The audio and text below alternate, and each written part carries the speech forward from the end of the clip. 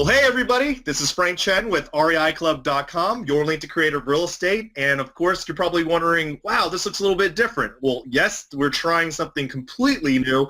It's going to be moving forward. We're going to try to do some more face-to-face type of interviews with real estate experts all around the nation. That way you get to see us. You get to see them, and of course, it's just a new way to provide you guys with really valuable content with this new platform that we're going to be trying out. So we would love to hear feedback from you. You know how to send to us at support@reiclub.com. We'd love to hear what you think. But really what I'm excited today is our very first guest on our call is a very wonderful man. He's been him and his company right now are at the cutting edge of online lead generation in the real estate space. And as you and I both know, having leads in your business is really the lifeline, the bloodline of any business. So what we're going to be talking about today is going to be incredibly valuable for you and your business. Now, he's currently pulling in tens of thousands of real estate investing leads per month. That's right, you heard me correctly, per month. We're talking cash buyers, motivated sellers, private lenders, even rent-to-own type buyers. And one thing that we absolutely love in their approach is that they are sharing tons about how they're doing this through their public blog, and they're really, really transparent about things, which is not very common in our business. So that's very, very refreshing. This includes data, actual data on how they're getting the leads, where they're getting the leads, and they're also going to dive into that during our interview today, which is, again, something that is not very common. So you guys are definitely in the right place. But what I want to do is go ahead and dive on in and introduce our special guest. His name is Trevor. He is the CEO and founder of InvestorCarrot. Now, Trevor has generated, get this, over 80,000 real estate related leads online for himself in less than 6 years. Plus, InvestorCarrot clients are leveraging the platform we're talking about today to pull in tens of thousands of leads for themselves per month right now.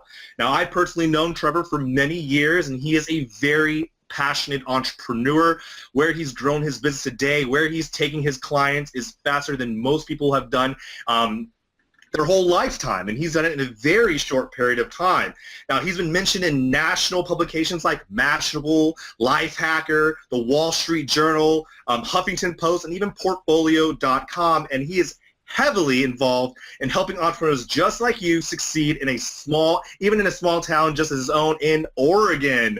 He actually has an 8,000 square foot entrepreneurial co-workspace. I think that's code for we have a very hip and cool place to work, and called The Loft, and their Young Entrepreneurial Society. So a lot of things going on over there. So it's my great pleasure, as you probably have seen him on the call, to invite Trevor to our new face-to-face interviews. So we're really excited to have you here, Trevor. Are you there? Frank, I'm here, man. Can you guys hear me good? Yeah, man, it's really excited to have you on. I think you're going to be covering a lot of great information today that I think our REI Club members can really jot down, and I hope you guys have a pen and piece of paper ready to really jot some of these tips down that you can apply into your business rather immediately. If you guys listen real close, Trevor's going to dive into really how to maximize if you have websites, online lead generation funnels. He's going to really go into that a little bit more and show you what you can be doing better to generate more leads into your business. So this is more like an interview back and forth. But to get things started, Trevor, I would love for you to talk a little bit about you and a bit about your company, InvestorCarrot, because you guys are doing some pretty big things. Yeah, man. First of all, I'm going to have to thank you, and I'm honored to be the first person with this new format to give it a try. And you're willing to take a gamble on me being the first one, so I'm honored and humbled by that. So I think we're gonna have a lot of fun on today's call. I know we've got a lot laid out, and we'll get through as much as we can. But my quick story, and I don't want to spend much time on myself because this call is not about me. It's about how we can help everyone listen to this call get the results they want to get, generating more leads online. And before I kind of dive into my quick story.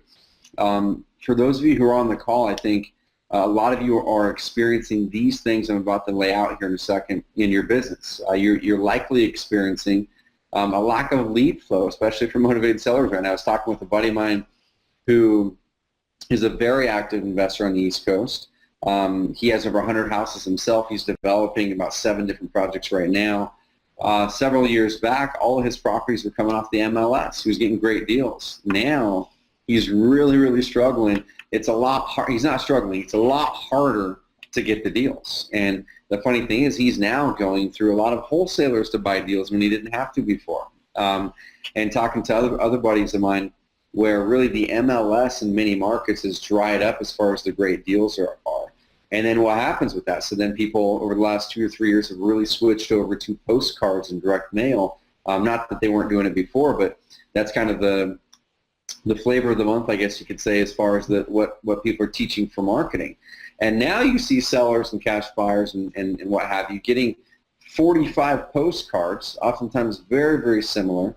So how do you cut through that clutter? And you're all competing for the same small pool of sellers or buyers because you're all using the exact same lists, right? So on today's call, we're going to show you guys how to not have to compete for those same leads, how to have the leads come to you so you're not sharing those leads, and how to tap into this source online, leveraging what we call inbound marketing, getting people to come to you. So we're going to show you guys how we're doing it and whatnot. So quick story about me, and then we'll dive into teaching you guys that cool stuff and showing you some really awesome data based on what we're seeing in today's market through our actual lead generation processes on how many leads are coming in, where they're coming from, how we're getting them, and exactly what the pages need to look like on your websites to make it work. Okay, so I actually just had my 33rd birthday just recently, a few weeks back. So Happy birthday! Thanks, man.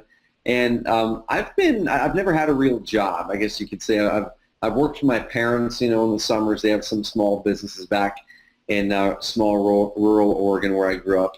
And that's kind of where I got my initial, mindset honed as far as, hey, I can go out there and do what I want to do if I want to do it. I don't have to get a job. I can, if I want to, find my own path and create my own business like my parents have done. And by no means are they wealthy or anything. They're very middle class, but they did choose to do what they wanted to do and create businesses around it. So I went off to college, and I had no clue what I wanted to do in college, but I knew I wanted to do something myself. I thought I wanted to be an attorney for a period, so I started studying for the LSATs really hard and got good grades, but bombed the LSAT not one time but twice. So I couldn't even get into the gimme schools that everyone says that you're supposed to get into with half a brain. So I didn't get into any even the gimme law schools.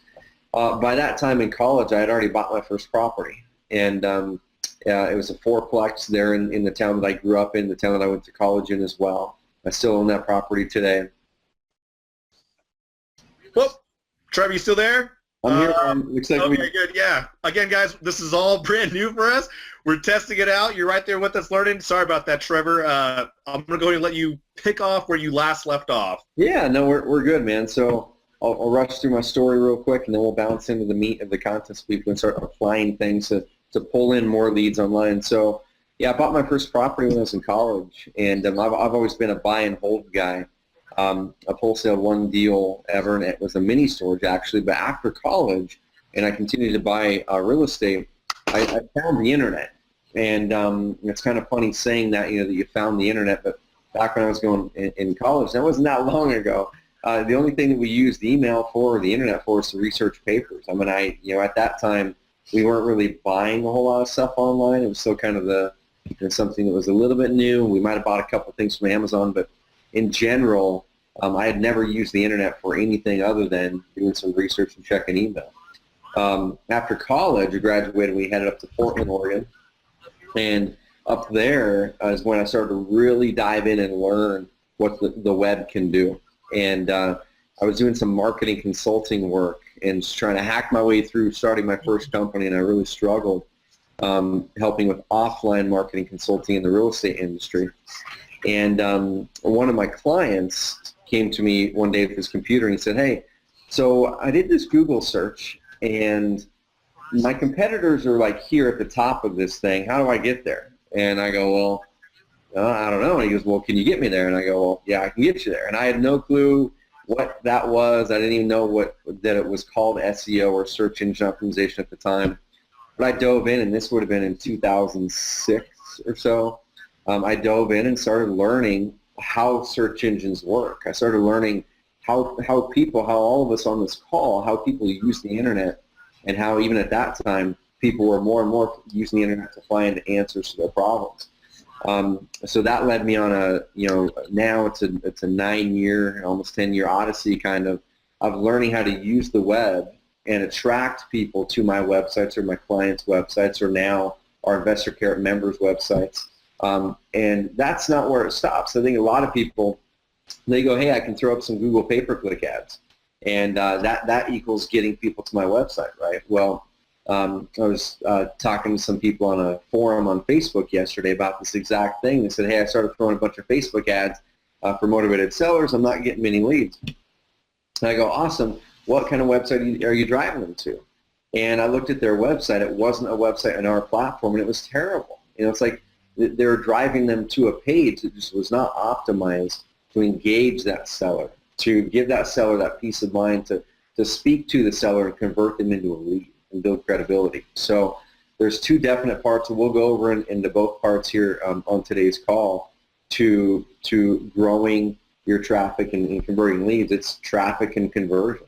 If you're getting traffic, qualified people, whether it's sellers or buyers, people who you can actually help, if you're getting them to your website, that's great. That's step one. Step two, this is where most people fail, is they're driving them to a web page or website that is not optimized to perform well. So they're spending all this time, all this energy, all this money into driving really good potential leads to basically a leaky bucket. So today's call will show you how to plug some of those leaks so you're generating more leads and growing your business. Let me ask you this, Trevor. You said, it sounds like you guys are teetering on the SEO side of things. There are, some people out there doing this. What would you say separates InvestorCarrot from those that are doing SEO on a very linear basis? Yeah, so I'm not going to say that categorically, if you have InvestorCarrot, that you're going to be at a complete advantage over everyone in the industry. And the reason I'm saying this is search engine optimization, for those of you who are actively learning SEO or doing it with your websites. It is a process. It's like part art, part science, part even guesses and going, well, shoot, I have no clue why it bumped up 2 pages just now. But it's a lot of educated guesses. So what we've done is we've built in that 7-8 years of experience in SEO into our tool to make it to where, let's say you want to create a new page in your website and you don't have that experience in SEO. And you're like, what, I know I want to try to rank this page for, let's say, sell my inherited house Detroit, but I'm not an SEO expert. I don't really know what I'm supposed to do. Right. So inside of our system, we have a tool that walks you through exactly how to optimize that page. You put in the keyword phrase that you're looking to rank for in that page, and with color-coded stuff, we'll say, hey, you need to do more of this on the page or less of this, or put a link here, and here's why it's going to help you with ranking. So we do have tools that are going to cut your learning curve, so you don't have to be an SEO expert to do well online. When you launch a website on our platform, we've taken care of about the first 60% of the on-page optimization. So when I was learning how to do SEO way back when, I was hacking together my own websites, and I think a lot of people can relate to this, where you're looking at it. Yeah, exactly. You're looking at it going, you know what? I don't have much of a budget to hire a web person, and heck, I don't even know if I'd be hiring the right web person, even if I did, and Absolutely. wasting money on them, or then I'd be out both time and money. So what we end up doing is we end up going to the forums. We're Googling stuff around, and we're like, hey, how to set up? Okay, I got a website up. Okay, how to change the color of this button? What's the HTML or CSS code to change this from this to this shade of orange? And how do I move it over to here? And as you guys know, Frank, oftentimes those little changes that are behind the scenes that the visitor doesn't really even maybe really recognize or whatever, but oftentimes those changes behind the scenes in the code of the website can make a big difference in conversion and in SEO. So if you're launching a website on Carrot, you'll never have to look at code. You'll never have to set up a sitemap, because that's done for you automatically. We automatically get that out to all the search engines. You'll never have to go and look and research how to set up the URL structure on your websites to be effective for SEO. We've already done that for you. You'll never have to go and research all this stuff because we've taken the complete technical side of SEO off of your lap. Page speed, if you want to Google more and more is finding little ways to differentiate the search results, and one of the small ways that they're looking at is how fast your website loads, and that can have an effect on your rankings. I'm not going to say it's, if your page loads slow, it's going to bump you from number 1 to page 10, but we are finding where it can make a difference if you rank in 3 or number 1 if your page is loading slower than the other ones, causing a worse experience for the seller or buyer looking to get there. Right. So we make sure that our platform takes care of all that stuff, so you can just focus on building credibility on your website, customizing it for your branding, and getting people to it. I think you have a very refined formula. Like you said, you've been doing this for several years, starting from scratch to building what you are now. And you did mention that like a lot of your current clients or members are pulling in around 15,000 opt-ins. Like every time I read that number, Trevor, I'm like, how is this even remotely possible? Because most of us are struggling just to get like a few, like 100, Mm-hmm. So, that is a lot. I would love if you'd be able to like dive a bit in. Would you mind showing us a little bit about, behind the scenes of InvestorCarrot, where you're getting leads from, kind of how you're setting stuff up to really optimize results for your clients? Totally. So what I'm going to do here, Frank, we're going to try some technical stuff here. So I'm going to do a little screen share. So you should be able to see my screen now, right? It's you. I'm showing you right now. I'm a good-looking dude. I look good. Thanks. So our members are pulling in a lot of leads, and right now, and it grows every month, but right now, InvestorCarrot members are pulling in more online leads for motivated sellers, cash buyers, rent-to-own tenants, things like that. What are we looking at right now? Yeah, so this is our Google Analytics account. Oh, okay. So I'm going to show you guys some cool stuff, and then we're going to start with the data, and then we'll peel back to how you guys can do it yourselves. Okay, so I'm inside of our actual Google Analytics account, and I'm in the section. We've set up a bunch of fancy stuff. You guys don't have to do this, but this is just to show you kind of where leads are coming from, how many leads are coming in, that kind of thing. And so right now, the past 30 days, from the time that we're, of course, recording this, our members have pulled in 17,316 opt-in leads, and this doesn't include the thousands and thousands and thousands and thousands of phone call leads where someone lands on the website, picks up the phone and calls. And we'll address that here in a bit.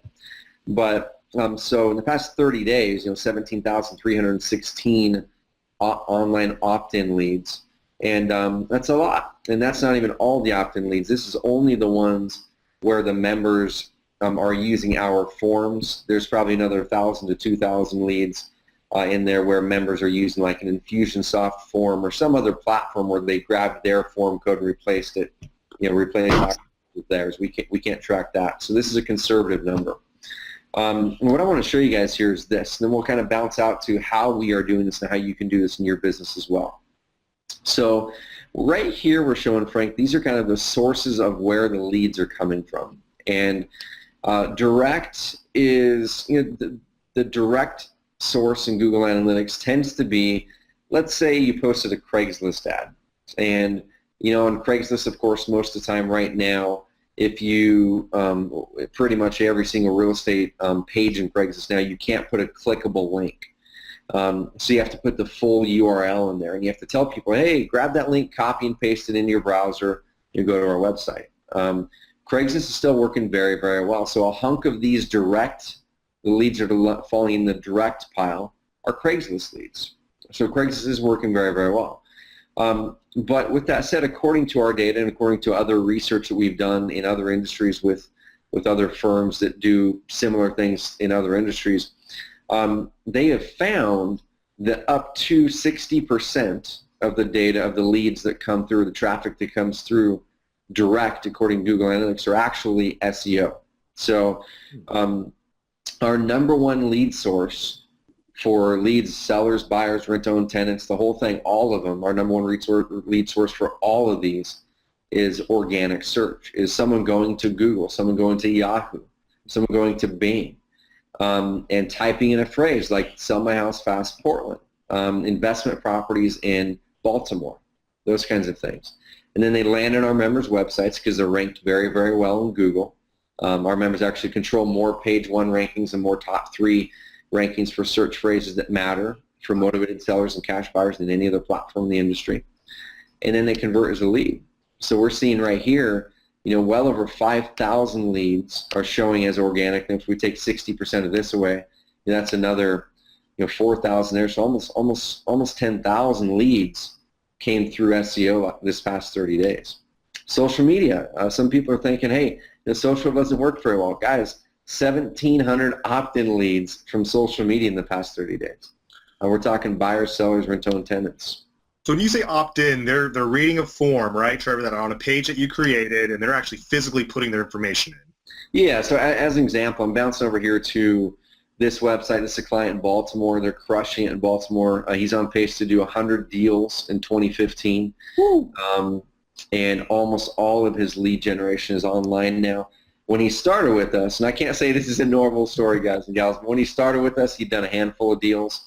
He's been with Carrot for about a year and a half now, and he'll do over 100 deals this year. A lot of his deals are smaller, though, so I don't want to paint a rosy picture that he's doing 100 deals that are netting him 10K a pop, which is the average wholesale profit across the country. Some of his he might net 1,000. Some of his he might net 5,000. Some he might net 20, but he has a lot of smaller deals in there as well, just because of the market they're in. But so the opt-in lead, Frank. So let's say someone lands in his. Well, let's reverse all the way back, guys. Let's go right here. If you're looking for investment properties. And just so you guys know, if you guys see me looking down every few often, I'm actually taking notes. I'm taking notes like you guys should be too. Yeah, so if we're looking for investment properties or wholesale properties in Baltimore, let's say, if you type up wholesale properties, Baltimore wholesale properties in Baltimore wholesale property, you're going to find this website, which is ranked number 1, and it's ranked. There's all these people here that are paying to be here, so they're probably paying, I'm guessing, but between $1 and $8 per click to be here. And this person isn't paying anything to be here. They just had to put in a little bit of time and energy and follow a training or system to get here, and a little bit of time as well. It's not immediate. Okay, these ads up here, you can have your ad running there today. You just have to be willing to pay enough to be there. To be here, it's going to take some time. I think it took him 5, 6, 7 months. But let's say now he's ranked number 1. Someone clicks here. They're like, yeah, I'm looking for wholesale properties. Oh, cool. Let me click right here and see some properties for sale. And then in our system, we make it so every click, there's always an opportunity for the person to convert as a lead. And that's tip number 1, guys and gals, that on your websites, make sure that every single click on your website, even if they're clicking on your contact page, there's always a place for that person to convert as a lead. And I'll show you another example of it. But this page right here, we've tested many squeeze page styles, ones that look really good, really modern, fancy, big graphics, the whole thing. And this one for discount deals for cash buyers is converting the best. Okay, and he's converted lots and lots of leads through this. I'll actually show you guys some numbers here in a second. But that's an opt-in lead. Someone comes here, they're a buyer, they fill it out. That's the step 1. And then in our system, I highly suggest everyone do this as well.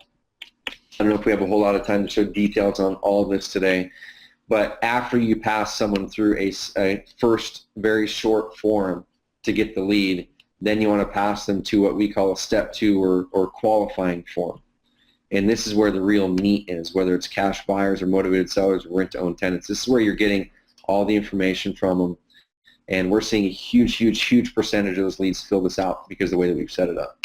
So that's an opt-in lead. I'll show you some real data here, and we'll bounce off to kind of peel it back a little further and show people how to get ranked in Google better with their websites, or even how to get a website online. So, Trevor, I know we had a conversation prior to this call, and you mentioned something along the lines of inbound marketing, right? Mm-hmm. So most of us are familiar with outbound, direct mail, sitting, out all these, costly marketing. What is your philosophy on inbound marketing? Yeah, so inbound marketing is kind of it's a little bit what I showed you a little bit ago, where someone has something in their mind. They go to Google. Let's say they type up sell. As an example, let's say you're in Detroit. You got a house. You inherited a house. You don't know what to do with it. Okay, so you go to Google and you're trying to find an answer to your problem. And your current problem is, I've got this house, I don't know what to do with it. Do I list it with an agent?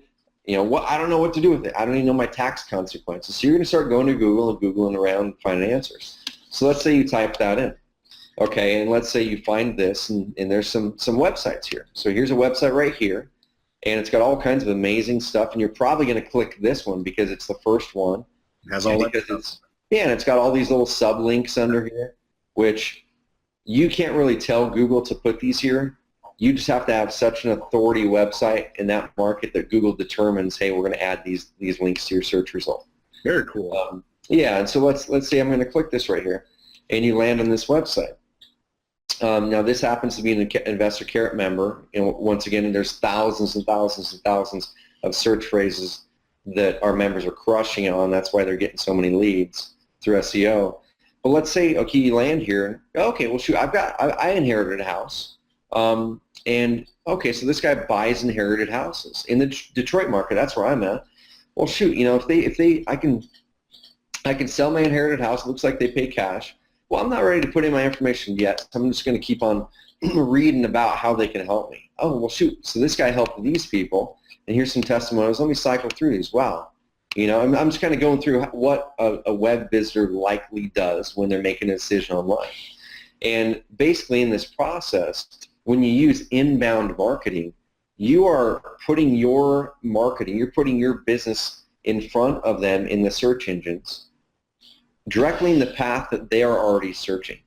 And the cool thing about inbound marketing, Frank, versus outbound marketing, I'll give you guys the kind of the example of what each one of them is outbound marketing are things like postcards, letters, even bandit signs can be outbound marketing because it's interruption marketing, billboards, radio ads, TV ads.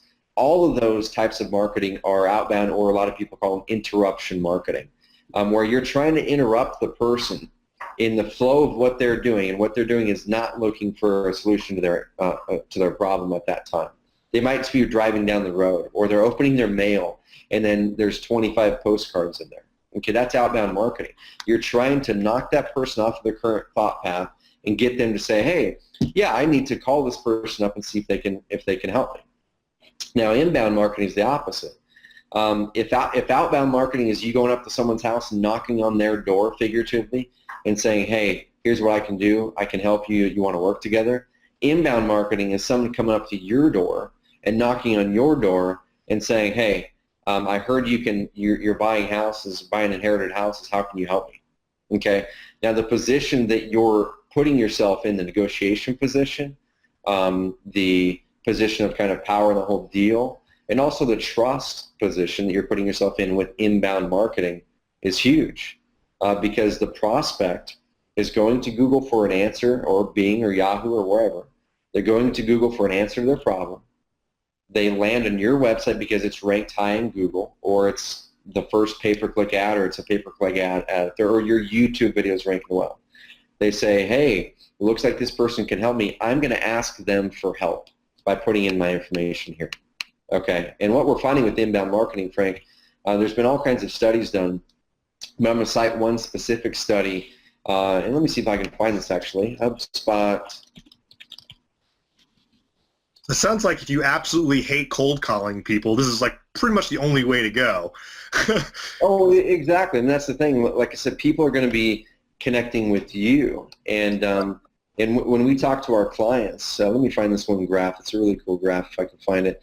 When we talk to our clients, a lot of them say, hey, the leads that we get with inbound marketing, the leads that we're getting right now with Carrot or whatever they're using, are such, they're so much higher quality than the leads we're getting elsewhere, than the leads that we're getting with offline marketing, whatever. So here's the study I want to cite. And HubSpot's a big company. They're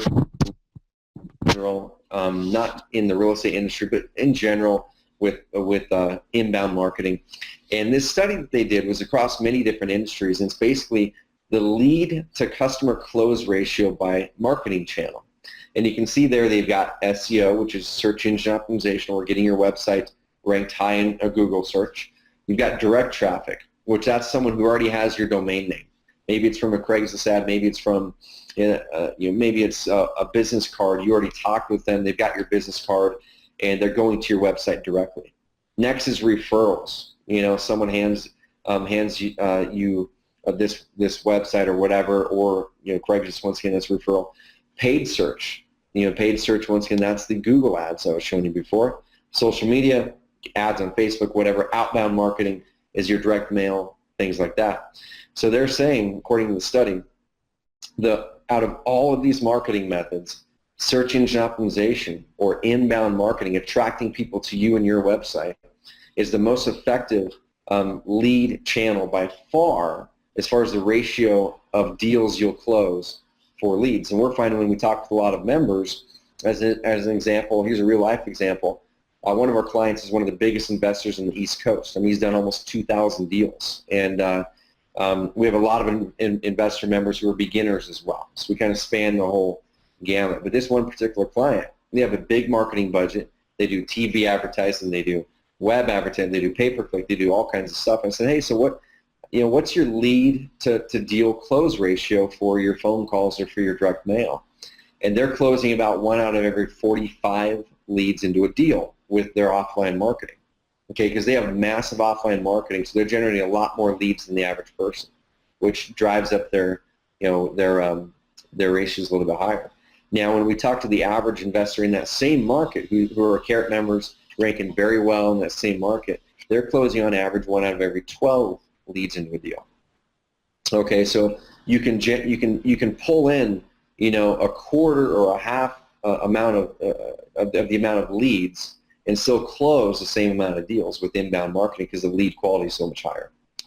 So that's why we like inbound marketing and why we like to attract people to us rather than us try to interrupt people and get them to pay attention to us. I think what's fascinating about this, Trevor, is like the graph you're showing here, the amount of people who are using these mediums, it's almost like an inverse relationship, right? The majority of people are still probably using outbound, even though it has the lowest conversions. Yep, exactly. Wow. That's interesting. That's fascinating. Yeah. And we're like we were talking a little bit before, Frank, we're in an interesting time right now where it's always an interesting time, but we're in an interesting time right now where, like I said, there's these phases on ways that people go, that investors go to get their deals. Several years back, it's like people were just blasting offers to the MLS because they were getting deals left and right from that. Once that starts to dry up more, as the values get pumped up a little bit more and the deals aren't there as much, then people go, okay, how do I find more leads? And now they're going to really hammering the direct mail side of it. And direct mail is still going to be way effective. You just have to have the stomach for it. You've got to make sure your postcards or your letters are really cutting through the clutter and they're not looking like everyone else's, because you have to realize that your direct mail piece, if you're marketing to the same vacant house list that everyone else is marketing to, they're getting 5, 10, 15, 20, 30, 40, 50 pieces of direct mail. And if everyone's using that same handwritten yellow letter or that same size postcard, what are your chances of cutting through that clutter and actually having a predictable path of having more sellers or buyers choose you rather than just randomly picking out a postcard out of the stack? And that's why this is a great time for inbound marketing. That's why it's a great time to really focus in on going, okay, how do I start to tap into online marketing better to get in front of my sellers, my buyers, my rent-to-own tenant buyers, where they're already searching for a solution to their problem. They're already putting themselves in that mindset of wanting to be helped. How do I just get my website or my websites or my YouTube videos or all of it in front of them to make it happen? Let me show just another real-world example, show people the possibilities, and we'll give some really cool tips. So, and I'm going to just randomly search some stuff, and some of these I know that we have some stuff ranked there, at least last time I searched them. So let's look at this, guys. So this phrase here in Fresno, California, we have several customers there, and they're all doing deals. They're all ranking, different websites on page 1. So that's one misnomer that a lot of people have is, well, shoot, now there's already people ranked there. How am I ever going to get there? They've been there for years. Or now that InvestorCarrot has grown and it's the most effective platform in the industry, now you're going to find a lot of InvestorCarrot websites ranked at the top or on page 1. Which we're seeing here. Yeah, like you're seeing here. So this is a Carrot member's YouTube video. that we have a training program that walks you through how to optimize your YouTube videos to get them ranked, and his is ranked #1 in that market. This is a different Carrot member's website. He's pulling in leads and deals all the time, every month. This right here is this same Carrot member's website right here. So this guy right here, that's his YouTube video. So with his inbound marketing, he said, you know what? I know based on the research that Carrot provides, or everyone on this call, you can do the research as well. And actually, we have a free resource that we can link to below where you're watching this. It's what we call our Real Estate Investor SEO-Bible. And we have about 70 some odd keyword phrases that we will give you where we've already done the research for what motivated sellers are typing in, what cash buyers are typing into Google, what rent-owned tenants are typing in. We give you the data. All you have to do is put your location at the end of that phrase, and that's what you're going to optimize your website for. So we'll give you guys a link somewhere below this. Frank, we'll get that hooked up so people can click the link and go get that free download. Can you get that for you guys? Yeah, so he identified in his market that this phrase is one that people are actively looking at. I think. So he's got his YouTube video ranked there because he followed a process that we have, and he has his website ranked #3 there. So he's 2 out of the top 10 results, and he's able to generate a good amount of traffic and leads. I think it's really cool right there. Not many people pay attention to this number. Is right there at the top. You'll see about 356,000 results is what you see there. Yep. For that term or for that keyword, that's how many searches come up in Google, like all those pages. So to end up #1, 2, or 3 is very, very impressive. Mm-hmm. Yeah, so let me show a couple more examples, just kind of drill down, what this can do for people, and then we'll show people the applicable side of it. So once again, I'm up here in Google, and this is kind of a cool little quick Google, I call it the Google Suggest hack, where you guys and gals, if this sounds techie, you guys do not have to be techies to rank well in Google. You guys do not have to be techies to get leads online. What you have to do is realize, hey, this is a marketing channel that is working. You have to decide whether you're going to be the person to learn how to leverage that channel or not. And if you're not, you need to be able to align with someone, a company, process, or system that can help you do that so you can focus on what you're good at. But for those of you who want to learn a little bit better, let's just look and see how Google works once again. So if I'm a seller, sell my house fast. So look at these things that are popping up here. These are what's called a suggested search. And these pop up based on Google's data. And Google never shows a suggested search unless it feels enough people type that in every month to matter. Okay, so it's not like 2 people a month typing this in. So let's say I'm in Baltimore and I'm like, man, I really need to sell my house fast in Baltimore. Or let's say Birmingham. Okay, so Google's giving me these suggestions. So a lot of people are typing in sell my house fast Birmingham AL. People are typing sell my house fast Birmingham, Alabama. So let's just say, I'm like, yeah, I'm just going to select that one. I'm a seller in Birmingham looking for my options. So what you see here, once again, is a page with all kinds of options for that seller. And the way that the data breaks down according to our research and corroborating with other firms is about 30 to 40% of all of the people who do a search will click the #1 result that shows up. So if there's 400 people typing this exact phrase in a month and you're ranked #1, you're going to get about 30 to 40% of all that traffic. And it's free traffic. You just had to get there. If you did it, if you worked on the SEO yourself, which in this market, we did the SEO for this client. He's ranked #1. That's his YouTube video ranked #2. It took us about 8 months to get there. Now, some people may be looking at that and going, well, shoot, I can get a direct mail campaign out and have leads coming in tomorrow. You definitely can, and if you can do that, you should. But what happens with inbound marketing on the return on investment, guys and gals, write this stuff down. The return on investment with inbound marketing, we are finding, is the highest long-term return on investment marketing method that we have found. And the reason for this is this. So this client was paying us for about a year to do SEO for his website and for some other stuff. And he just decided that he didn't want to go through our training and implement it. He's like, man, I've got a full-time job. I don't want to even look at my website. I just want to pay you guys to do it, okay? Some people will do that. Some people will say, you know what? I don't have a budget to pay someone. I'm just going to follow the training and do it myself. And we actually have more people that are doing that and getting results than hiring us or hiring other experts to do the SEO or pay-per-click. So it took us about 7 to 8 months to get him ranked there. Now, he's been there for about a year, And it's been a year since he has been paying anyone anything to get that traffic, because he cut off the SEO service because he was there. So now he's not paying anything at all to get these leads. And if I was to go in here, just really quickly here, that's a test that we're running there on one of his pages, because we're always testing things with Carrot to see if we can make the websites perform better. That's one of our new pages that we're testing right there. But I'm just going to show you something really quickly here. So just in this one market, there's 350 seller leads through that one form, 126 through that other form. 386 motivated sellers have filled out our step 2 qualification form. And I'm just going to pop in here really fast and show you all something. I'm just going to go down here to the bottom, and let's just click this lead here. Let's click this one right here, okay?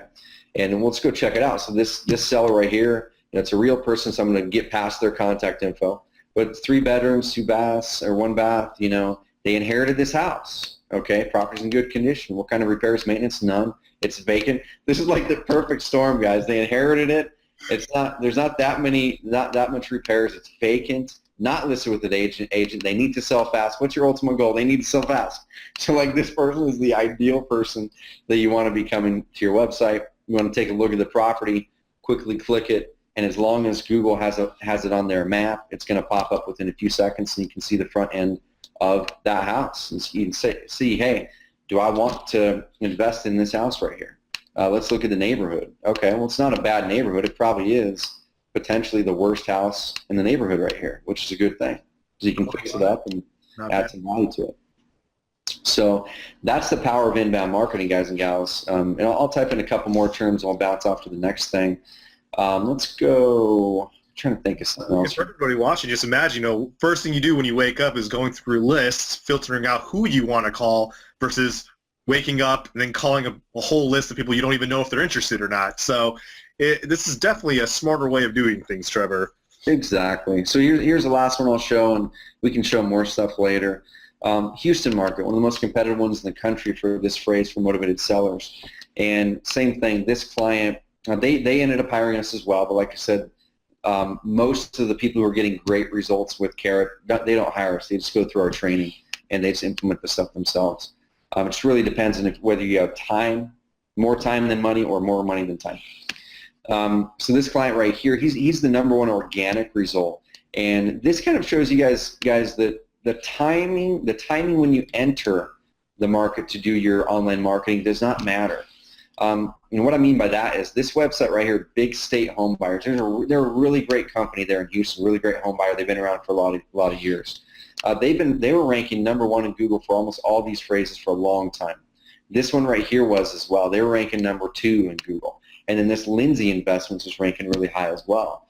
Now, over the period of time, if you do things right, you can overtake people who have been there for years. You just have to take the right steps, set up your website correctly, make sure your code is clean, your website loads fast, your page structure is correct. Make sure you're writing good and a lot of content on your website. That's a huge tip, guys and gals, that we have looked at many studies. And if you look at the websites that rank on page 1, and especially the top 5 results, and then you look at how many on the average words per page, you'll find that the websites in the top 5 tend to have far more words on average per page in their website than the websites ranked lower. And that's something that Google has said that they're really looking for now and in the future. They want to make sure the websites are a good resource, that they have robust content that actually can help the person.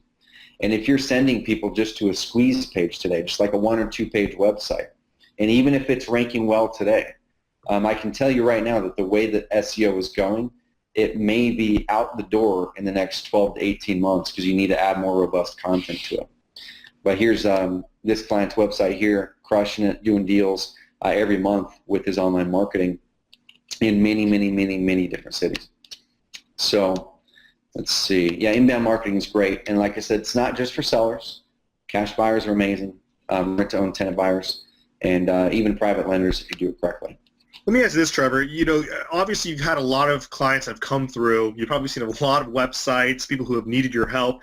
What would you say like the number one mistake you're seeing with investors who are creating websites these days that are more than likely costing them more than it should? Mm-hmm. Yeah, so the number one mistake, and I'm going to kind of go back to a conversation I had with a fella in an online forum recently, and I'm always in bigger pockets. I'm always in these certain Facebook forums because I'm just trying to answer people's questions and help people out, and that's one of the things that we do a lot here at InvestorCarrot. We want to help people whether you're a customer of ours or not. And this I've heard this question a million times, and this is the number one mistake that I see people make in general. Is there's this concept that I coined within the last year. I was trying to think of something that was kind of memorable but also really described what I was seeing happening. And what I was seeing happening was people are kind of in the 2001 mindset. They think, hey, get a website up, drive traffic to it, that's all I need to do. Okay, back in 2001, the reason I say 2001 mindset, back in 2001, everyone was marketing to all businesses around the world saying, hey, it's the web, it's the web world now. You need to have a website. So what were the businesses doing? They're going and finding any old place, your GoDaddy or your whatever it is, the hosting companies that have a website builder. They're launching just a website because people told them they need a website. And they said, hey, I'm good to go now. I'm taken care of. I've got a website up. I don't need to do anything else.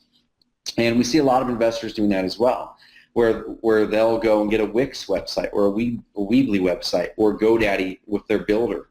Or they'll go get WordPress, which WordPress is amazing. But WordPress is kind of like a blank slate. You've got to make sure you have the right setup, the right plugins, all this kind of stuff to make it work. And even still then, you have the server maintenance. You have to do all you have to make sure your website's not going to get hacked. There's all this stuff that you shouldn't have to deal with as an investor. And so it's something I call phantom expenses. And this is the number one mistake I see people making, is they're paying so much attention to the money that they believe they're saving on a month-to-month basis. They're looking at their expenses. They're not looking at their long-term return on investment. And so as an example, this gentleman on this forum, he said, hey, I've got a GoDaddy website that I launched, and it's ranking well. So awesome. That's beautiful. You ranked it well. That's amazing. You can do that with websites as long as you put in the work to do it, no matter what platform it's on. Okay, as long as the code base is set up correctly. And the second thing was, he said, okay, I've got it on GoDaddy. Why would I need to get something that's different? I said, well, how's your website converting? Is it converting well for you? Are a good percentage of those sellers actually putting in their information, becoming qualified leads? And what is that conversion rate? He's like, yeah, it's converting well. It's converting at whatever his percent was. And that percent was 2 or 3 full percentage points below what our average InvestorCarrot members motivated seller website converts at. So if you're looking at the return on investment side of it, let's say you guys can write this down and do the math with me. But let's say you're getting 100 qualified people to your website, sellers, let's say, through SEO or pay-per-click or whatever it is. And let's say your website's converting at 8%. So 8 out of 100 people, 8% of all those sellers will end up putting in their information. That's not bad. That's not a bad percentage, actually, for sellers. Well, what if your website could convert at 12%? What if it could convert 12% of all of those sellers who landed on the page? So 12 out of 100. You look at it and go, okay, that's cool. I mean, yeah, having an extra 4 leads a month would be cool. Well, let's times that by 12. So an extra 4 leads a month times 12 is whatever that is. Was that 48 or something like that? Well, it was 144. Yeah. So 48 over the difference. Yeah, so that'd be 48 extra leads per year with no extra traffic. You're not doing anything different other than making your website perform better. 48 extra leads per year. If you're closing, let's just go with a conservative number. If you're closing just 1 out of every 20 leads into a deal, 20 seller leads into a deal, and let's say you're netting on a wholesale deal, the average what people are netting right now is $10,000 across the country. That's the average. That's 2 extra deals a year that you're getting just by making your website perform better. So that's the number one mistake, Frank, is people are mistaking that having a website up and even getting a website ranked well is all you need to do. And that's why our members are performing so darn well against the competition, because our websites can convert a lot better, okay? And you can see right here on average on organic search across all of our websites, this is on average. We have some that are converting well in the 20% in some markets. On average, they're converting 11.58% in the last 30 days, over 5,000 leads on average through organic search. And that's a big deal. I would say, is it safe to say, Trevor, that anything conversion-wise over 10% is really good? For motivated sellers, man, anything over 10% for motivated sellers is really good. Yeah. And here's the thing, Frank. This is really interesting. So I know for a fact that some people will be on this call, and even some Carrot members. We talk to Carrot members every day, and they're in, let's say, California or some other hot market, like some market in Florida, and they're going, hey, my website's converting at 5% or it's converting at 7% or whatever, and they go, well, what can I do to make it improve? And we started seeing these trends because we tracked so much data, and this, what you're seeing now is part of the data, but we're tracking so much data that we said, okay, well, why is it that in some markets the conversion rate is a lot higher for motivated sellers than in other markets? And it's like across the board. You'll find in a market like Birmingham, all those websites in Birmingham, those motivated seller websites, are converting very, very well. They're converting 13 to 25% of all sellers who land on their websites, on those Carrot websites, are converting into a lead. That's huge. We haven't seen that in any other market across the country. Now, if we go into a hot market like San Francisco or many markets in California, we're finding some members are converting, maybe in those hot markets, the average is like 4 to 9%. And we started to dig into the data and we go, why is this? And what we have found is it's the stage that your market is in. If your market is a really, really, really hot seller's market, and the sellers have all kinds of options to sell their house, and let's say they can put their house in the market, like in San Francisco right now, they can put their house in the market and get 5 above offer or above asking price offers within a day. It totally changes the game and changes the messaging that we have to have on our websites to resonate with that seller. And so the conversion rate is going to go down because they have more options. And because of that data, we've been shifting some things, shifting the way the content is written on our websites in those hot markets to talk to those sellers in a better way, to help guide them further down the path and increase the conversion rate. So like, hey, now the conversation, we're switching away from, hey, the We Buy Houses conversation, to the conversation of, oh, let's help you get the highest net in your pocket conversation in those hot markets. And we talk about how you can potentially get a higher net in your pocket going with us, going with a house buyer versus with an agent. We walk through the numbers, blah, blah, blah, and that's how we're able to use the data to make things more effective. So one thing I noticed also, Trevor, is mentioned smaller towns like Fresno, not Detroit, but Detroit's always a very popular city, and so for all, like, I get a lot of messages from our members, in smaller towns. Like, I live in a small town. It's really hard to find deals. Most of the time, they're newer investors, so I'm guessing they're probably going through their traditional routes, like Craigslist, the MLS, like you've mentioned. I feel like it's this, your method you're talking about here. Does it work better for those in smaller towns or smaller cities versus like Houston or places like Austin? What have you seen from, I guess, the wide array of clients that you've had?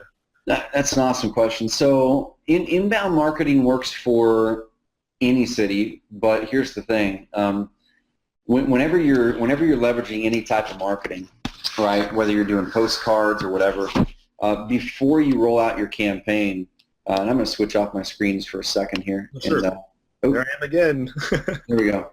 Okay. There, that way I can get my mug in front of it while I'm talking here. Wonderful. So, good to have you back.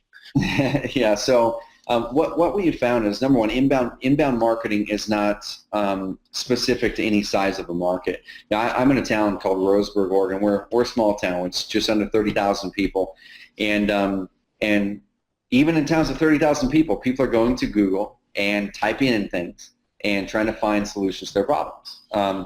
And a great example of this, I'm going to talk about small towns now, and then I'm going to talk about the big town strategy right after this. So in a small town, oftentimes you're not able to get your entire lead flow from SEO or from Google pay-per-click, because you are going to hit a cap as far as the amount of people who are actually searching those phrases in that market. And that cap may not be enough to sustain you, even if you're ranked number one on Google, even if you've got a YouTube video up there as well, even if you've got the number one ad position, all of that. In small towns, you may not be getting enough lead flow to do 5 deals a month if that's your goal. But I was talking with one of our clients in Oregon. He's in a different city in Oregon, but he has a website with us that we've been working on him with. And Oregon in general has about, it's really got 3, maybe 4 cities that are decent size, right? About 5 or 6 cities that are over 100,000 people or close to 100,000 people. So we're in Oregon. We have a lot of rural here. Okay. And he's already doing very, very well in many markets. They're doing about 10 deals per month right now, totally under the radar. And several of those deals are coming off of the web right now, and we're just now starting to ramp it up. But when we were going through the strategy, we were going, okay, so of course we can tackle Portland. Portland's a big market. Right. And if we're able to rank really high in Portland, maybe even get some ads going there to a website that effectively converts the seller into a lead, that'll be a really good lead flow. But it's going to be some more work. It's going to take a lot more work to rank high in Google for a big city. It's going to be more expensive to pay for the Google pay-per-click ad in a Portland market. Okay, in the smaller markets, what we did is what we rolled out what I call the city-specific landing page strategy, or I've also called it the LoopNet strategy. And the LoopNet strategy is basically this. Let's say I'm going to Google. I'm going to share my screen here again so you guys can see what I'm doing here. Oop, stay there. Where am I at here? There we are. Okay. So trying to get used to the platform again. Okay. That's not what I want to see. There we go. Okay, cool. So we'll go to Google. And what I'm going to do is I'm just going to type a phrase like investment properties in Portland, okay? And what I found was about 4, 5, 6 years ago when I was trying to help a client rank an investment property of his actually up in Portland. I kept on seeing loopnet.com pop up in like every city. Investment properties in Portland, so you can see loopnet.com right there. Investment properties in Boston. I'm adding things in here. Loopnet.com is number 1. Let's throw out another city, like investment properties in Houston. LoopNet's usually in top 5. They're number 1 there again. I'll throw in one more just for illustration's sake. Investment properties in, I'll do Roseburg, the town that I'm in, very small town. Okay, Roseburg, Oregon. What do we see? LoopNet.com is number 1 there. I started to go, well, shoot. If this website can rank number 1 or at least on page 1 for almost every city across the country for investment properties, why can't we do that on a smaller scale? But why can't we do that for motivated sellers? Why can't we do that for rent-to-own tenant buyers? Why can't we do that for cash buyers? Now I started to dig in and go, okay, how do they have their pages structured? And can we reverse engineer this and build this into websites to make it easier for even non-techies to do the same thing and get really good rankings all across the country? And so you can see here, this is the Roseburg page. It says Roseburg commercial real estate for sale, blah, blah, blah. Search for Roseburg commercial real estate. It's got some text here. They fit in the word Roseburg a couple times, and they have a bunch of Roseburg properties. Then over here, what do you see? You see all these other pages on their website optimized for very specific cities and specific phrases. Medford warehouses for sale. Medford land for sale. Okay, and I'm just for illustration's sake, I'm just going to type that into Google. And Medford's a city in Oregon. Medford land for sale. Let's see if LoopNet is anywhere on page 1. So LoopNet's on page 1 there with this page specifically set up just for this one city for this keyword phrase. So what we did, and this one right here is this website. This website's not very old. It's literally about 3 months old, so it hasn't even had a chance to really start to pop up in rankings. But I'm just going to grab some of these here, and I'll just type in this one right here as an example. We've houses, Klamath Falls. So you can see this website, it's this Klamath Falls page. Klamath Falls is a very small town. This Klamath Falls page is ranking number 3 in Google with almost no SEO other than what we already have built into our pages. Let's type in the same thing with Roseburg. I have no clue if this one's ranking for it or not. We'll see. Let me ask you this, Trevor. Like you said before, like Wix or all these other online sites that are helping you build a website, do they keep these kind of things in mind or make it easy for you to optimize, or have places where you can add those extra features in to help optimize? Or is it pretty generic how they just build out a page for you? Yeah, man, I mean, that's an amazing point. So basically, if you're going to go with a Wix or a GoDaddy or whatever, you can get a website online, but you're basically missing the entire strategy part of it. And unless you're an expert in SEO, unless you're an expert in conversion rate optimization, unless you like wasting your time toying around with doing design work and all kinds of stuff like that, unless you're an expert copywriter, you're able to write content to convert a visitor into a lead really well. Unless you're all of those platforms are leaving you at a big disadvantage, because now, yeah, you've got a website up, but now you have to think about, what content do I put on there? How do I write it so it's not just effective for SEO, but so it's effective so it actually converts the person once they get there into a lead? Where should I put my opt-in boxes so they're effective? What form fields should I put on my websites so I'm getting the most amount of leads and also qualifying them the best? And that's what we do every day. We're running split tests, which are it's a fancy name for, we have some software that tests this version of this page versus this version. And it could be, this page has an orange button and this one has a green one, or this page, the opt-in button says continue or submit, and this one says get my fair cash offer. And we're always testing these things, Frank, and we're building in the things in the system that work the best. So that kind of goes back to the phantom expense deal, that if you think that you're saving $50 or $100 a month or whatever it is by going with something cheap, but you're not an expert in copywriting, and you're not an expert in conversion, and you're not an expert in SEO, even if you're doing pay-per-click ads and driving stuff there, you're losing leads, you're losing deals and profits that you don't even know you're losing, and that's why I call it a phantom expense. You don't know you're losing it until you add up the numbers and realize that your website's far underperforming what it could, just not because of your fault, just because you're not an expert in that, and that's not what you're good at.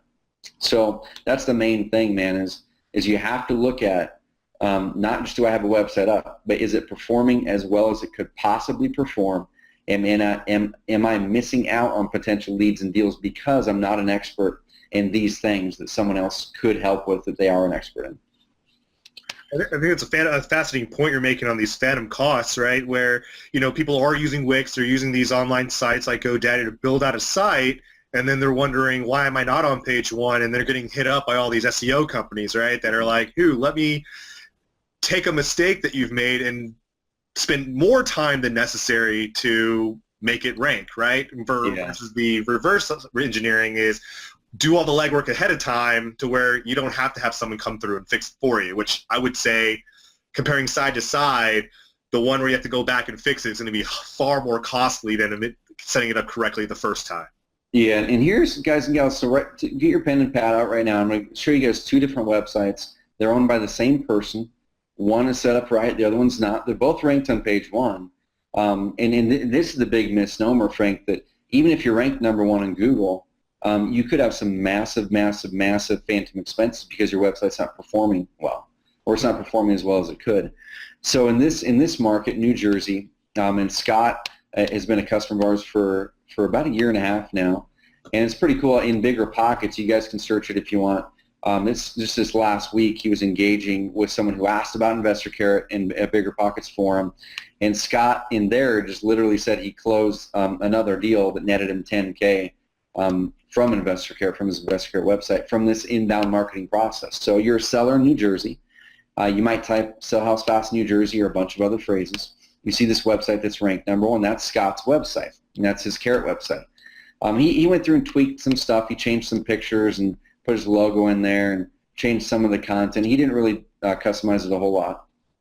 But then down here, this is where it gets interesting. I think it's this one right here. Yeah, so then, let's see, is that his? He has another website that is ranked in some of these phrases number two, and it might be this one. We'll pull it up, we'll see, in the exact same market. And he was saying on a call that I had with him a while back, and we're going to put it onto a case study call. So we buy a house in New Jersey. So there's his site there. Okay, so that's another Carrot members site actually that was ranking right there. Let me see which one it is. This might actually be it here. It might have overtaken it. No, that's a Carrot members. And Carrot members are all over. Lord, it's the Carrot members. Yeah, and like I said, I mean, it's not even even if you are in a market where Carrot members are, you either use the tool that people are using to get results, or you can go off on your own and try to hack it and use something else. So Scott must have taken his other website down, but he had a website up until very recently, unless it popped out of the rankings. And he paid a web developer and an SEO expert about $3,000 over a period of a year to build this WordPress website. And his whole aim with it, Frank, was he said, you know what, if there's any way that I can eliminate this $100 a month payment with Carrot, I'm going to do it. I'm just going to test it out. I'm going to test this WordPress site, and I'm going to pay an SEO expert a bunch of money against this Carrot site. And he did that. His other website got to be ranked pretty darn good. It's not ranking well now for some reason. I'm not sure what the deal is. And that was his non-Carrot site. But what he was finding was even when his Carrot site was ranked number 1 and his other site was ranked number 2, his Carrot website was converting 5 times more visitors into leads than his $3,000 expert-built website. Which for him, he's like, you know what, that convinced me to stay a Carrot member forever, because he was losing money for every single visitor that landed on his other website versus his Carrot website. You know, he was converting 5 times fewer leads with his other website. And I think that's another good point you made, Trevor, there. It's like, you know, some people will be happy, like, oh, well, my site's getting 10 or 12, leads per day. Like, well, what if you could be getting 20 or 30? Mm-hmm. You should be thinking about it that way. You're losing out on 8 to 12 leads. What are those worth to you? Exactly. So very interesting. Now, Trevor, I'm very curious. You know, you said, you know, I'm very curious. You have very strong statistics on multiple areas, right? Online, SEO. I mean, not online. Everything's online. SEO. You know, social media. Like, what are you seeing is generating the most amount of leads, or a large majority of the leads? And like, where exactly? I have a list of questions I want to ask you. Is where exactly are these leads coming from, and how are you getting in front of them? Yeah, so let me kind of bounce over to something really interesting that we found and tied it into that answer there. And we found this in the last 3 to 4 months. So I'm back in our Google Analytics just to show you guys some real data. It's the past 30 days once again. And we're going to look over here in this column. There's 17,316 leads, opt-in leads in the past 30 days. It doesn't include phone call leads. And what I want you to look at is this now. So 8,502 of them, or just under half of them, are from desktop, which means someone did the search on a computer. They landed on this website on a computer. 43%, or 7,568 of them, are from mobile, which is a cell phone. Okay, guys, get this. I want you to realize what we're seeing here.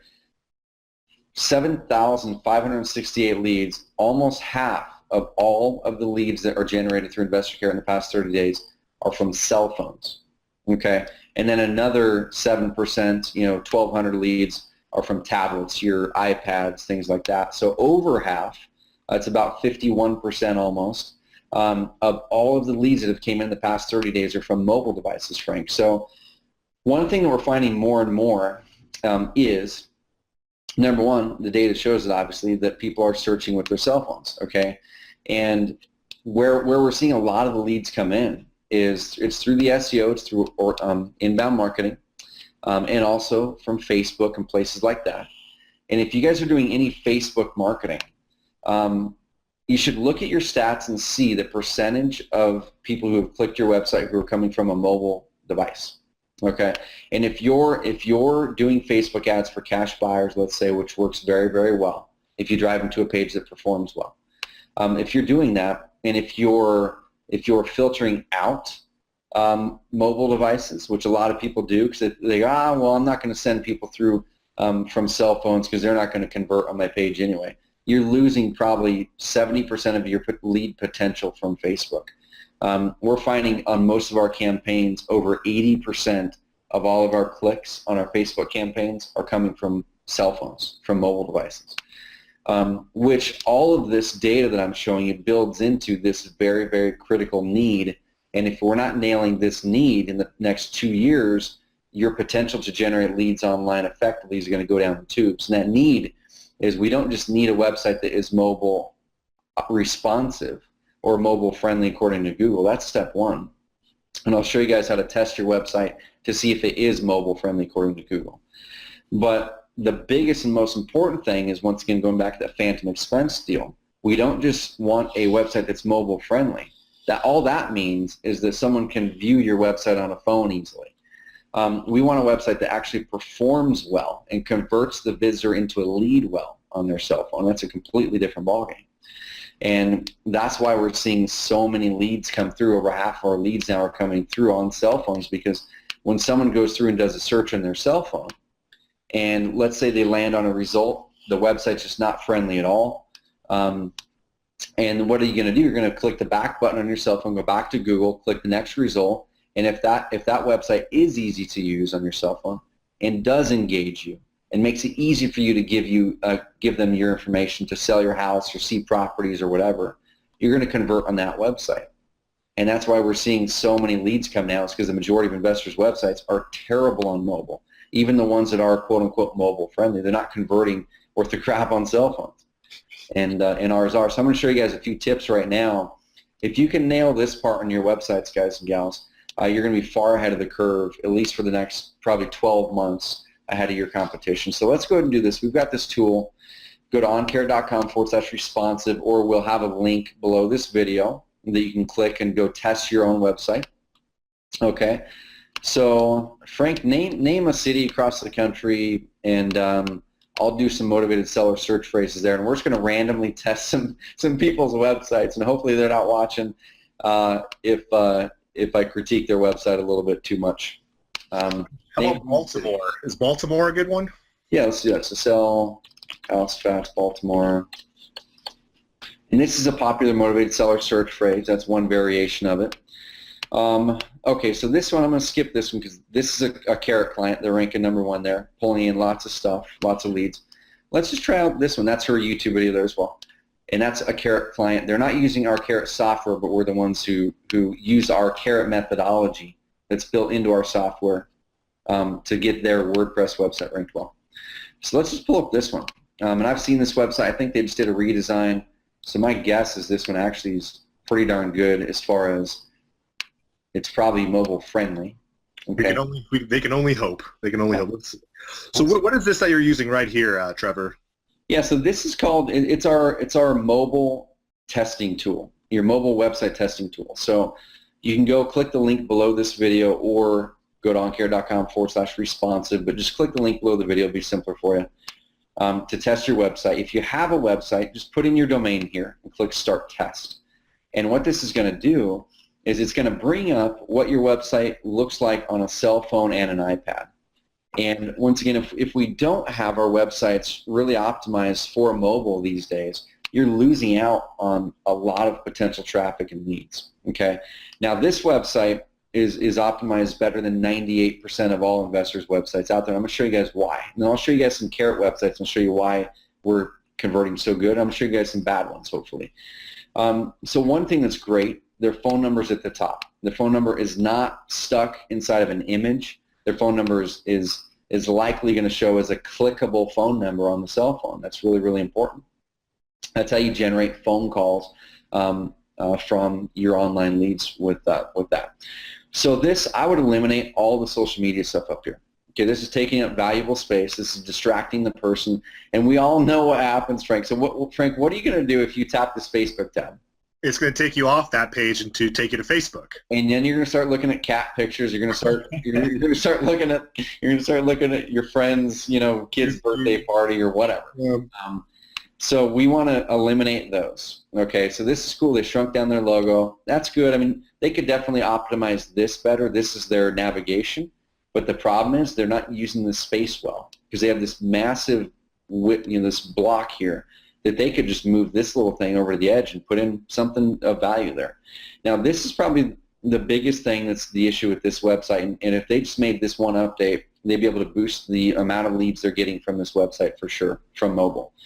So one thing that we found in our studies, and we built this into our InvestorCarrot websites automatically, is the optimal amount of opt-in form fields. So what I mean by a field is these boxes on an opt-in form. The optimal amount of form fields, if you want to increase the conversion rate or maximize the conversion rate, is 3 to 4 form fields, okay? Now, there's a caveat to that. The caveat is of course, the fewer amount of form fields you ask for, the lower the quality of the lead. So if you just ask for email, obviously that's not going to be a very high quality lead because you don't have much information. The more amount of things you ask for, the higher the quality of the lead. So you want to find a good balance. And that balance that we have found is 3 to 4 form fields on the first form, okay? And they've got 1, 2, 3, 4, 5, 6, 7, 8, and then 9, they have a CAPTCHA down there. They have triple the amount of form fields that we have found is optimal. And they've made every single one of them except for phone required. So we're putting all these barriers in front of this seller. The last one, this is kind of a little simple thing. The button, if you're on your cell phone and you've got big old fat fingers and you're trying to tap a small button, you may miss it. You may get frustrated and you may leave. So you want to make the button as fat as you can. Make the button span the entire width of the darn cell phone. And don't just put send in there. Send doesn't mean anything. Put get my fair cash offer or get a cash offer now. Or if you're going after cash buyers, see investment properties, see available properties. Or rent-to-own tenant buyers, see available rent-to-own properties. Okay? Make sure that your button has a benefit on it, not just send. So let me go back and grab another website from that search. And we'll go, let's see. Trevor, would you say that having a CAPTCHA there is necessary? I know it's for to prevent from spam, but are people spamming, or are there spam bots, I guess what you call them, on the through cell phones? No, I would totally eliminate that. Yeah, right. Okay. Yep, that's something that's reducing conversion. The same thing. It's like if you think through the way that we use our cell phones. I would never put a CAPTCHA in there because, number one, I might not be able to actually read the darn CAPTCHA on my cell phone. Yeah. Some CAPTCHA tools just don't produce very readable CAPTCHA images. I absolutely hate them, so. I do too. So here's another website. This is actually a Carrot member. We have 3 Carrot members ranked on page 1 in the Baltimore market. Now, this particular client chose not to put a logo in there. You know, they just left it the way it was with their company name in here and what we call a text-based logo. Now, I prefer having a logo in there. It just adds credibility and stuff. But let's look at the difference of this one versus the last one. So a lot more quickly, we get into the benefit of how we can help them. We don't have that big old fat bar that was taking up space not being used. What we did instead is we put the phone number with the call to action there. The logo's there. They can learn about our company. We don't have any social media stuff up here, so we know that's going to distract them. Then immediately, without scrolling down, and when you have a website that is what's called mobile responsive, and that's just a technical term, you don't have to know what it is or know how to do it. You just have to find a web guy who knows what that is and tell them you want your website mobile responsive, or get a system like InvestorCarrot that's already built that way. You don't have to ever think about it. But what mobile responsive is it shrinks, it resizes, it readjusts your website based on the size of the device the person's looking at your website on. So you can see over here, this is on an iPad, and you can see there's this arrow here pointing to the right, which is where the opt-in box is, okay? Because our website is recognizing, okay, the website's not so small right now that we need to eliminate this. It still looks pretty good. But once it gets smaller and it gets down to a cell phone size, bam, we eliminate the arrow because we know that the arrow doesn't make sense if it's pointing to the right side of the phone. We eliminate the arrow. We eliminate everything that does not make sense on the cell phone. And we readjust things to go, okay, what's the optimal way to get this person the information they need and to get them to engage with us? Okay, get a cash offer, get an offer on your house now. Look what we're doing here versus that last site. If you're a seller and you landed on this versus that last form with the 9 form fields, the CAPTCHA, the small button, which one's easier for you to use on a cell phone?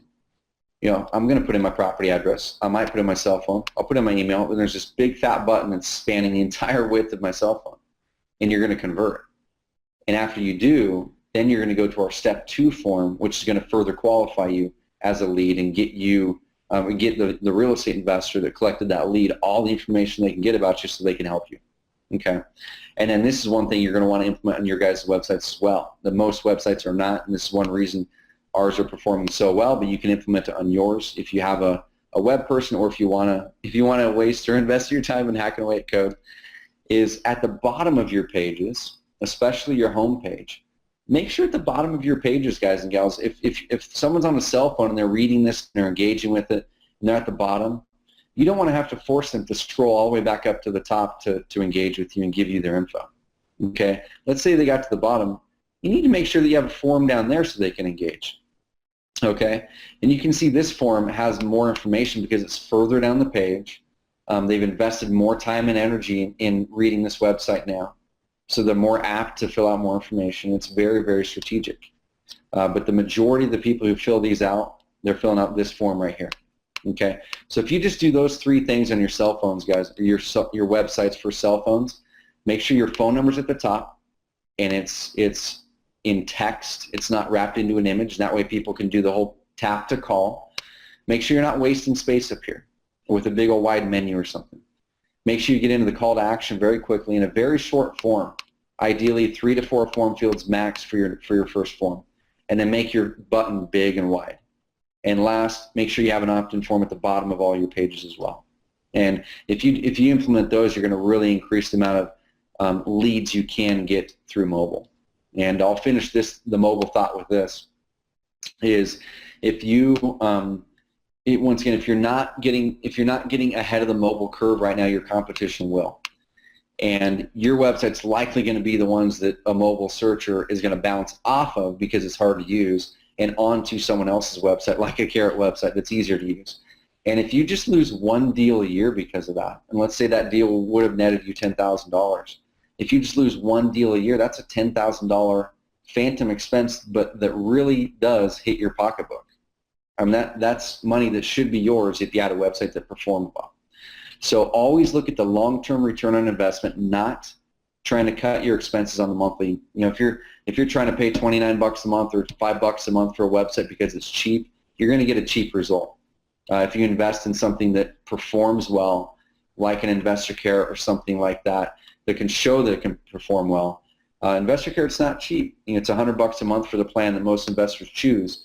But if you save just one deal a year, that's going to pay for 10 years of your InvestorCarrot account.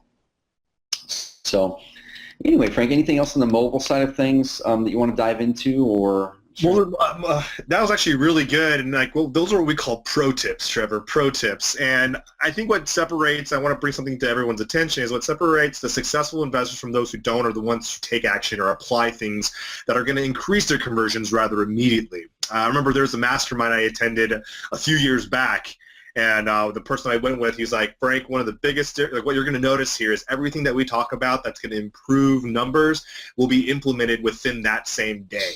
Mm-hmm. So, what we're talking about today is not just to waste our breath. Like what Trevor's talking about, if you do have a website that currently is not mobile responsive, or you do have a website that is mobile responsive that doesn't have these necessary features, these are things that you really need to consider right now to implement. And I'm not talking about a week from now or until you feel like you have to. These are things that are being split tested by Trevor's team that he knows is working, that you can apply immediately. Of course, if you are looking for an extra bit of help and the extra bit of consultation, then of course you can always reach out to InvestorCarrot for that specialized assistance.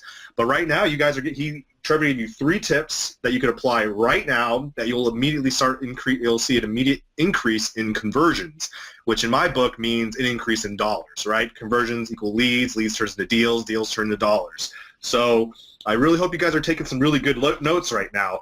But that leads me to my next question, Trevor. What are, the really successful investors that are with you, doing that, the ones, let's see here. Let me ask you the more specific question is, what are the really successful investors doing online versus the ones that are struggling? Yeah. So the biggest thing that we're finding, and we're actually implementing what we call our InvestorCarrot getting started guide in the next couple of weeks, because we even find our members going through some of these struggles, is let's just assume you have a great website that's going to perform well. Let's just assume it's going to convert well, the technology's taken care of, so you don't have to let's just assume that's out of the way. Okay, and here at InvestorCarrot, we always speak in farming terms because farming makes sense, and farming is very similar to growing a business or growing your lead flow. And for us, the website is like the soil. If you get your soil right, you can actually plant your seeds, and the seeds are going to grow as long as you water them. If you don't get your soil right, you can plant the best seeds in the world and water them as much as you want. It's never going to grow a good crop. So as long as you've got your soil right before you plant your crop, awesome. Okay, let's assume that's done. The biggest mistake people are making is now in the watering phase. Okay, so let's say you're farming. It's a watering and fertilizing phase of farming. And too many people have a very short-term mindset, and or too many people are just thinking about the long term with their traffic generation. So the first thing you need to do after you get a website set up that you know is going to be effective in converting a visitor once you get them there is develop what I call a short-term traffic plan and a long-term traffic plan. And the investors that we find who are seeing the most success have at least a base idea, a base plan for what they're going to do to get qualified traffic and leads to their websites now, like within the next 7 to 30 days. And they know what they're going to be doing in the over the long term to have a very sustainable crop that they can harvest month after month after month. The people who are not successful, they tend to go into it going, okay, I've got a website up, and I've got my soil, but if you're never planting seeds and if you're never watering or fertilizing, are you guys going to expect a crop to grow if you're farming? Of course, the answer is no. And the same thing happens with website stuff, is people will get a website up, and then they go, okay, well, I got a website up, and they just wait for leads to start rolling in. Or let's say they're taking action, but they're just doing SEO. And let's say they're in a market like Houston, a crazy competitive market, like Guillermo was, who I showed you. He's ranking #1, crushing it in Houston now. If Guillermo would have said, okay, I've got this website up, I know it's going to perform because Carrot's data shows it will, and I'm just going to focus on SEO. You guys do the SEO, and just, that's all I'm going to do. He would have went a solid 9 to 11 months with very, very, very low lead flow in that market, because that's how long it took to rank him where he was, doing really good SEO in one of the most competitive markets in the country. Now, not every keyword's going to take that long. Like I showed you here in Oregon, we set up 20 or 30 pages on very small cities. Those got ranked on page 1 within 2 weeks. And now we're working on getting those ranking higher on page 1. So it really depends on how big your market is, how competitive the keyword phrases you're going for. But going back to Guillermo, he had a short-term traffic plan as well. He said, okay, I know this SEO thing is going to take a while. Okay, you guys work on that. But in the meantime, I'm going to get some traffic and leads coming in now, so I can have some stuff coming in now. So he kicked on Craigslist marketing. So he started posting Craigslist ads. He was getting some traffic and leads there. And he also kicked on Google pay-per-click. And he's still doing Google pay-per-click. So during those 8 months, while his SEO was improving little by little, and sometimes his SEO would bump back down and bump way back up, he was still having traffic and leads come in. Okay, so that's #1 right there, Frank, is assuming you've got an amazing website that's going to convert a visitor well once you've got them there. Have a short-term traffic plan and a long-term traffic plan.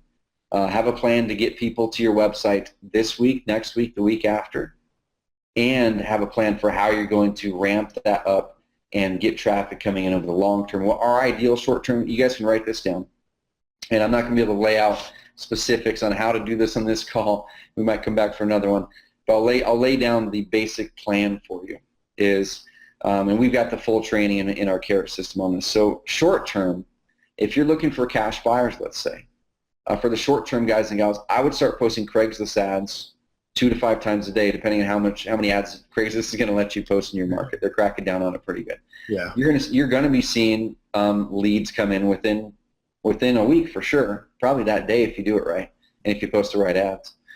I would also, for cash buyers, if we're just talking about online marketing stuff, if we're not talking about JVs, we're not talking about direct mail, showing up at the courthouse steps and stuff like that, we're just talking about online marketing. I would also start doing some Facebook ads. The leads I showed you a bit ago on this Baltimore market, on this Baltimore one, let's see, where's that one? I'll find it here. Okay, so this one, guys, this is in Baltimore. This is a main company website. He's also using it to build credit, or he's also using it to build his cash buyer list. That's 1,500 leads, cash buyer leads right there. And I'm going to show you something that we normally don't show this stuff, but I'm going to show you where these leads came from right now. Okay, so we have this thing called lead source in our system that shows you exactly where the lead came from. That came from a Google search. That person put in their domain directly. Facebook, Google search, direct. Now look at all these Facebook ones. Facebook, and that M right there means they came on their cell phone. They came on a mobile phone. Facebook, Yahoo, Google, Facebook, Facebook, Facebook, Facebook. Those are Facebook ads that he's running for cash buyers. So I would get some Craigslist ads going in the short term, and those are free. I would get some Facebook ads going in the short term. You just have to learn how to do that correctly. We have training that shows you how to do that. And that's very low cost if you do it correctly. And over the long term, I would focus on SEO. Okay, motivated sellers, start posting Craigslist. You're not going to get as many sellers as buyers or tenants through Craigslist, but you will get sellers if you do it right and you stay consistent. So I would start doing some Craigslist for sellers. I would start doing Google pay-per-click. I would not do Facebook pay-per-click for motivated sellers. We're finding it's not as profitable. It's a lot harder. You have to have a real stomach and a big budget to stick through the optimization process with that. But Google pay-per-click is working great. Okay, and let me show you a website. I'm trying to think of one. Let's see. I think what's incredibly exciting right now, and I guess where we currently are and where we're going to be in the future with online lead generation is, for those out there, the old school guys who are doing direct mail, they're doing bandit signs still, those work still very well. Mm-hmm. Now you're able to add this extra component in, which is going to really vamp up your lead generation. Yeah. And then for those who haven't even started at all, this is a good place for you to start if putting up bandit signs or reaching out to Craigslist every few hours, it sounds daunting for you. This is a good way to spend your time to really, like Trevor said, lay down the soil to start planting your seed. So for both ends, we're really in a great time because, like you said, Trevor, everybody's going online via mobile or desktop. It's just so convenient. Yep, exactly. So yeah, guys, and that's kind of your marching orders right now. I know we've put a lot of content out there today. I'm gonna switch back to my screen. Yeah. A lot of amazing content out there today, and those are some action items for you right there. And Frank, I'm more than willing to answer any other questions you have. But on the mobile side, guys, don't ignore that, okay? And for those of you who have GoDaddy websites and Wix and stuff like that, I can guarantee you your website is not performing on mobile anywhere near where it should because the issue that Frank mentioned earlier, that those are just basic generic websites. Even though they might have a real estate template, it's not set up to specifically convert a seller well or specifically convert a buyer or rent-to-own tenant well or a note seller. And you just really need to make sure you're leveraging the right technology and strategy on your websites to get the most bang for your buck, the most ROI, and eliminate your phantom expenses. So get the mobile version of your website performing well using those tips I gave you. And then have a short-term and a long-term traffic plan, especially if you're in a big city, a competitive market where there might be a lot of potential for leads in that market. In the Phoenix market, the sell my house fast type phrases and we buy house type phrases are getting 800 to 1,000 searches a month. If you're ranked number one there, you're going to be getting a lot of traffic and a lot of leads.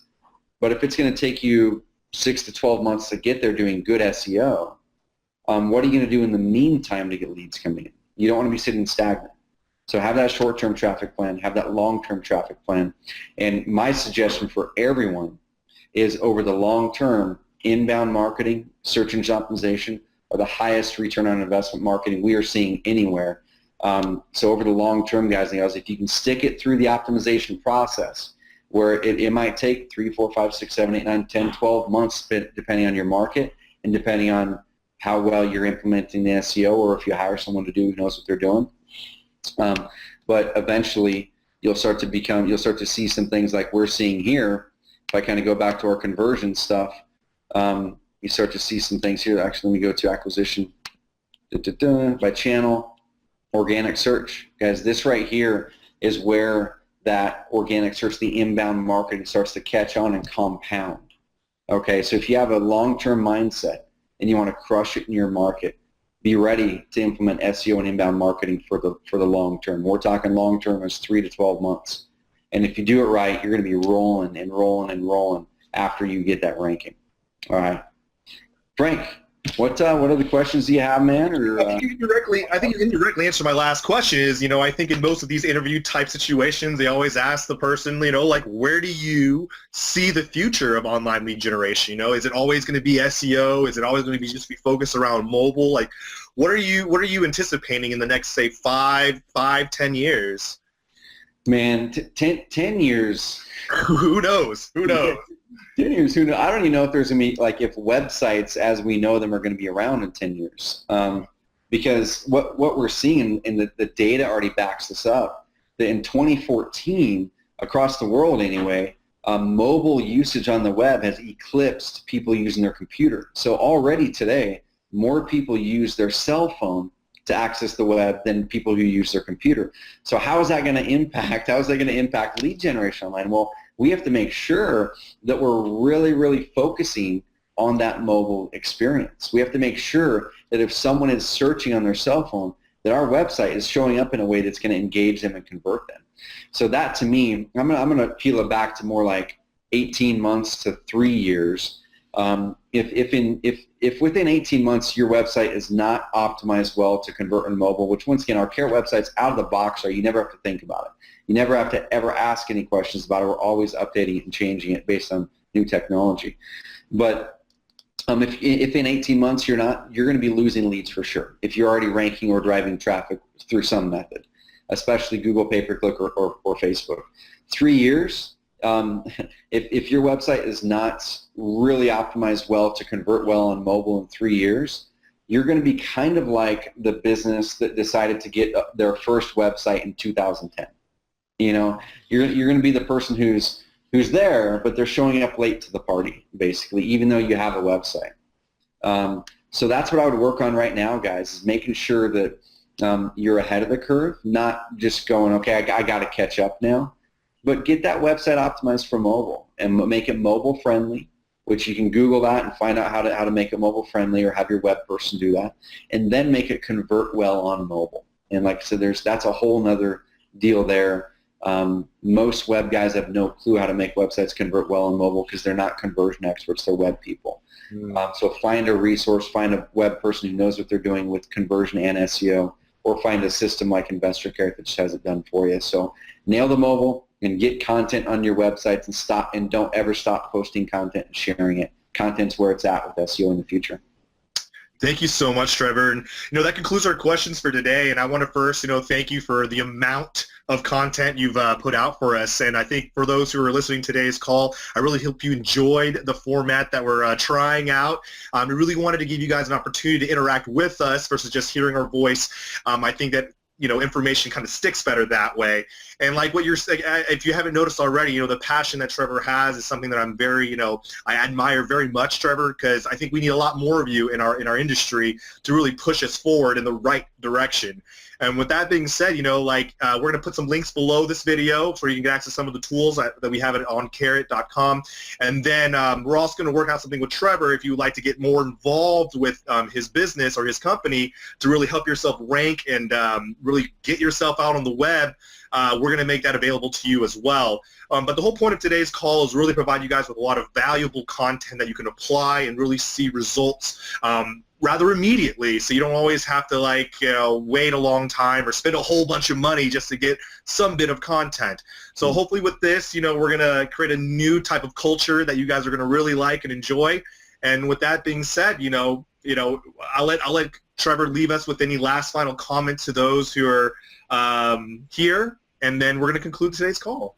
Awesome. Yeah, first of all, Frank, once again, I want to thank you for inviting me on and making me your first guest with this new format. I'm really honored, and it was a blast. And I'm going to throw this out to everyone that I totally understand that today's call might have been like a fire hose.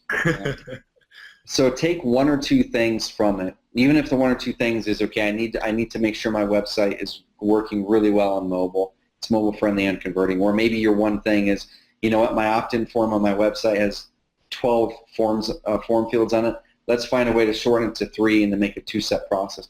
Pick one thing out of this call and implement the one thing. Forget about everything else, okay? And then come back and visit this call in the future if you want to check out those other things. Pick one thing and implement it in the next 14 days. If you don't have a website, that's your one thing, is looking at your business model and going, okay, will online lead generation help me grow my business if I leverage the right tools, people, and processes? If the answer is yes, you need to be researching and finding a solution to get your website if it's going to perform well for you. I hope it's an InvestorCarrot, but if it's not a fit, awesome. I just want to help you guys find the right fit for you. Last, I'm going to throw this out to you, Frank, is because it was a fire hose topic today, we're throwing a lot at it. I would love to, and I would be more than willing to come back on for very specific topic calls if people wanted me to, where we could just talk about, let's just talk about Facebook marketing for 45 minutes, and we'll just do that. Let's just talk about how to make your website convert better. I'll show you the 16 elements that we focus on whenever we build a website that make it convert better. Or let's just talk about SEO. Hey, guys, let's talk about the fundamentals of inbound marketing and SEO, and let's look at what people can do on their websites to help them improve. Let me know, man. I'm more than happy to come back to talk on really drilled down topics so people can take it from there. Thank you so much for that. Just so you guys know, this wasn't planned before. This is absolutely why we love our relationship with InvestorCarrot. You know, they're always here, so willing to give out so much information.